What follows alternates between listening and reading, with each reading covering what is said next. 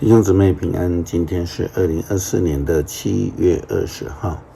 今天的经文是诗篇23篇，耶利米书第10章第1节到16节，路加福音18章35节到43节。今天要跟大家分享的主题是主的心意。基督徒必须要学习听见上帝的声音，不但如此，更要明白上帝的心意。因为即便是上帝的仆人，上帝所呼召的人们也不见得明白上帝的心意。摩西是如此，彼得也是如此。称为扫罗的保罗，许多的犹太人、祭司、经学士，所谓的这个法利赛人等。所以耶稣基督以及圣经提到说，有耳可听的就应当听。耶稣基督甚至说，你们是有耳而听不见的，因为他们不明白。先知当中也有可能不明白上帝心意的人，比如说约拿是如此啊。以利亚也曾经在遇到困境的当中来求死。耶利米也是如同摩西一样质疑上帝。耶利米书12章第1节到第13节这样提到耶利米的情形。上主啊，我向你申辩我的案情，每次都是你对，但我还是要问你，究竟什么是公义？为什么坏人事事顺利？为什么诡诈的人事事亨通？你栽种他们，他们就扎根，并且长大结实。他们嘴里常常提起你，心里面却没有你。但是上主啊，你认识我，你知道我的行为，知道我诚心爱你。求你拉走坏人，像拉羊进入屠宰场，把他们关到宰杀的日子。我们的土地还要干旱多久呢？田园的草要枯干到几时呢？飞鸟走兽都死光了，因为我的同胞邪恶。他们说上帝看不见我们的行为。上主说，耶利米啊，如果你跟赛跑的人都会疲倦，你怎么能跟马赛跑呢？如果你在空旷的地方都站不稳，你怎么能够在约旦河边的丛林站得稳呢？你的兄弟亲人都背叛你，他们联合起来攻击你。即使他们甜言蜜语，你也不可信任他们。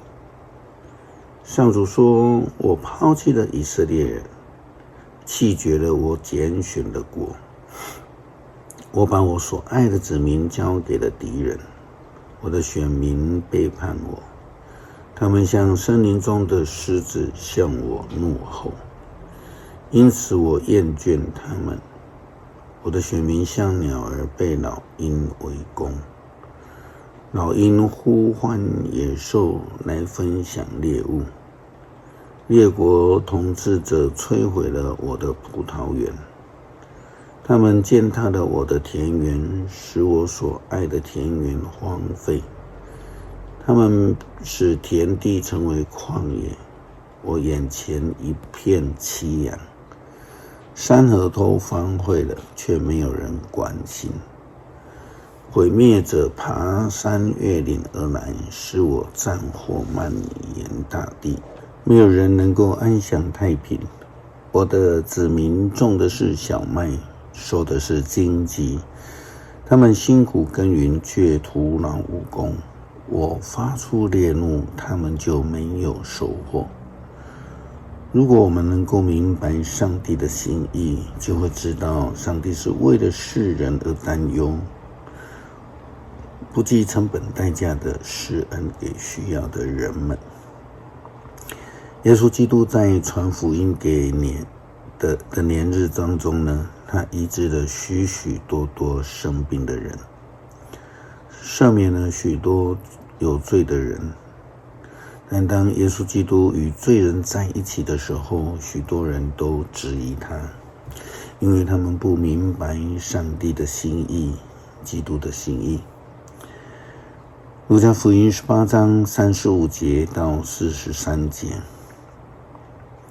耶稣来到靠近耶利哥的地方，有一个盲人坐在路旁讨饭。他听见群众经过，就查问是什么事。有人告诉他，拿撒勒的耶稣正经过这里。他就呼喊，大卫的子孙啊，耶稣啊，可怜我吧。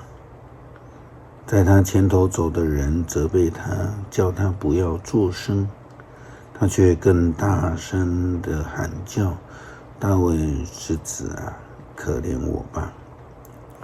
于是耶稣站住，吩咐把盲人带到他的面前来。他近前的时候，耶稣问他，你要我为你做什么？他回答，主啊，我要能看见。耶稣对他说，你就看见吧，你的信心治好了你。盲人立刻看见，就跟随了耶稣，一路颂赞上帝。群众看见这事，也都颂赞上帝。上帝许多的作为，我们并不一定都能够接受认同。一旦我们明白了上帝的心意，我们就能知道并接受他的作为。诗篇23篇，上主是我的牧者，我亦无缺乏。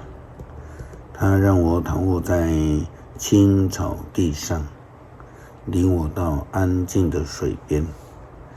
他使我心灵复苏，他照着应许引导我走正路。纵使走过阴森山谷，我也不怕灾害，因为你与我同在，你用杖领我，用棍护我。在敌人面前，你为我摆设宴席，待我如上宾，斟满我的杯。你的恩惠慈爱终身不离我，我要永远住在你的殿宇中。恳求主帮助我们谦卑自己，静听上帝的旨意，求明白你的心意，不要让我们心里骄傲而忘记了自己，忘记了上帝，不愿明白你的心意。感谢祷告，奉主耶稣基督圣名求，阿们。